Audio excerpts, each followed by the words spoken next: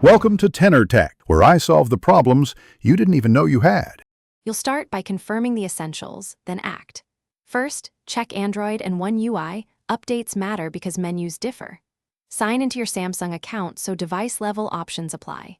Once done, unlock the phone and open settings.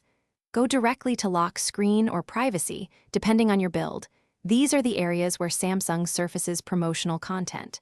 Make sure you're on Wi-Fi or have battery above 20% to avoid interruptions, and keep phone nearby as we move to specific toggles. Now you'll remove the ad permissions that matter. In Settings, find Marketing or Privacy sections and disable Receive Marketing Info and Personalized Ads. This stops targeted promotions. Next, open the Galaxy Store and Samsung apps like Samsung Free. Go to there in App Settings and turn off recommendations, notifications, and promotional content. Also inspect social or utility apps individually. Open each app settings and switch off ads or promotional notifications. Finish by blocking system surfaces and handling stubborn sources. Go to lock screen and home screen settings. Disable feeds like Samsung Daily or Galaxy Free and remove promotional widgets.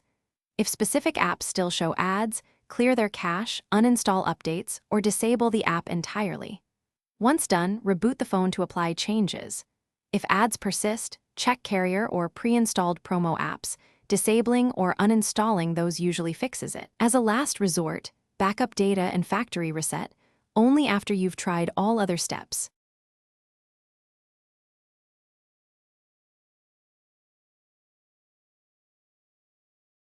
Thanks for watching. Subscribe to keep your life in tune.